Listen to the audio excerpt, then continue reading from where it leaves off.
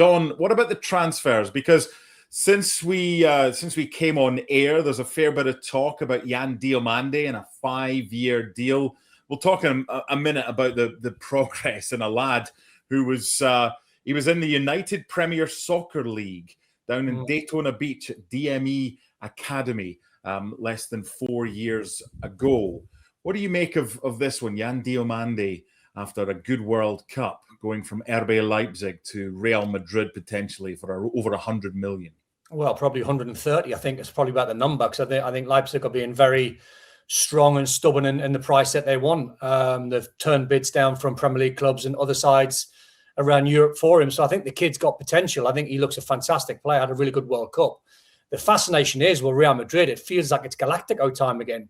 It feels like if Diomande comes in, where does Vinny play? Where does Jude Bellingham play? Where does Kylian play? It looks to me on paper where they're going to be signing some brilliant players and loads of fantastic options.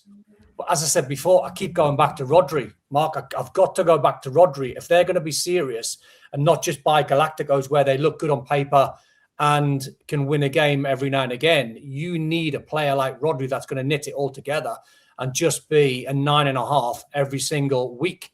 That's what Real Madrid need.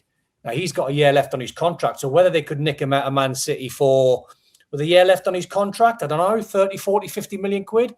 Well, they're talking about Man City wanting 80 million if he was to go with that 1 year. 80?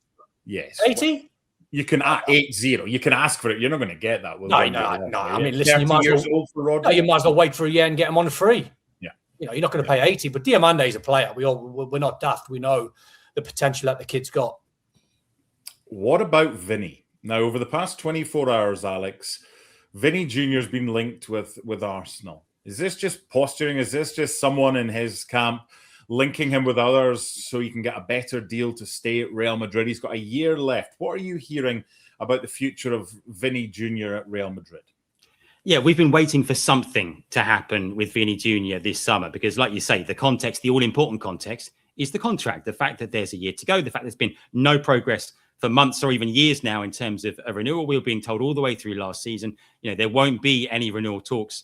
This was coming from the players camp until after the World Cup. Of course, it is now after the World Cup. Vinny is due to be back in Madrid, back at Valdebebas, back potentially in training from next week. And so we've been expecting something to happen because what we know is that Real Madrid are not going to want to be in a situation where they're going into the last year of the contract with no progress. Real Madrid cannot afford to risk losing him on a free transfer next summer. So we've been expecting something to happen. And this Arsenal interest came a little bit out of the blue. What I can tell you is that some of my colleagues at ESPN have been told that Arsenal are viewed within Real Madrid as one of the only kind of half plausible destinations for Vinícius Jr. if he were to leave this summer, because there aren't that many options. I think the difficulty for Arsenal would be the money. Remember, there's been no agreement on a contract at Madrid because they can't reach an agreement on the money. Vinny's ask is pretty significant, and there's been a big gap between what Madrid are willing to offer and what Vinny wants, and Arsenal couldn't really get near to that either.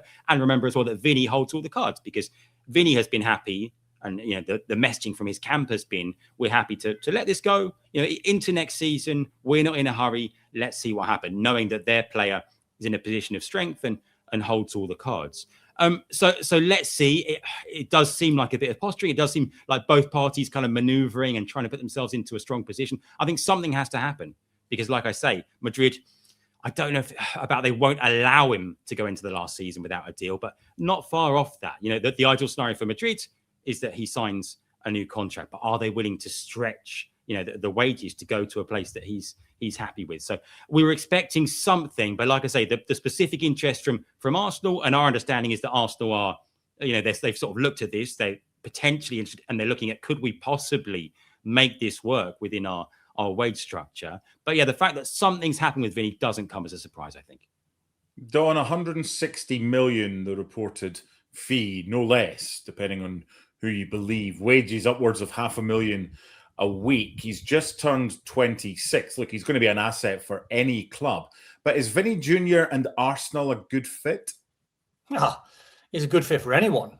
He walks into any team. I think the biggest question Jose will have when he sits down with Vinnie Jr. is he look him in the eyes and say, right, do you want to stay? Do you want to play under me? Are you willing to work backwards if I ask you to? Are you willing to play in a different position if I ask you to and I demand you to? Are you going to be a team player? And if Jose looks in his eyes and he's sincere in his answer, then I think we're looking at a scenario where, well done, the agent. This is a situation that's happened many a time over the years, where an agent just brings the likes of Arsenal in. Apparently, Alex might know if this is any truth or not, but apparently got offered to Liverpool. Liverpool said no. I think it's a classic case of the agent bringing one or two sides into Jose, into Real Madrid and Florentino Perez.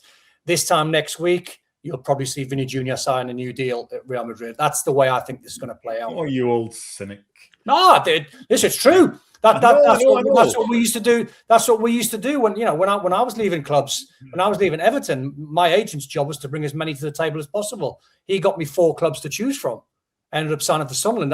That's the role of your agent. You've got to try and drum up interest, and Premier League is where the money's at. So if you want to be a potential contender to Real Madrid, and you can say Arsenal are here, Liverpool are here, PSG are here, all the big sides are here. If you don't want him, Saudi's a possibility, and then Real Madrid go, actually, he's one of the most amazing players in the world. Let's give him what he wants. But Jose will have a big say in it. You just need one club, and whether it's the agent doing that or whoever, a journalist, we're talking about it. So, as Alex quite rightly said, Vinny holds all the cards. We'll end with predictions shortly, but Alex has been busy trying to put together Jose Mourinho's predicted 11. Now, when Real Madrid begin their campaign again. Go on, please have someone out of position, Alex. Go on. Yeah. Let's have a look and see what you've come up with as a predicted Mourinho 11. This could be anything. So, what have you got? No huge surprises. No, nothing too exotic. I think it's pretty much what you'd expect. Of course, the big caveat is, we've taken these players from the current squad. So no Rodri, even if it now looks, quite likely that might happen. No Diomande, because at the moment that isn't done. We're talking about the players that are in the squad so far.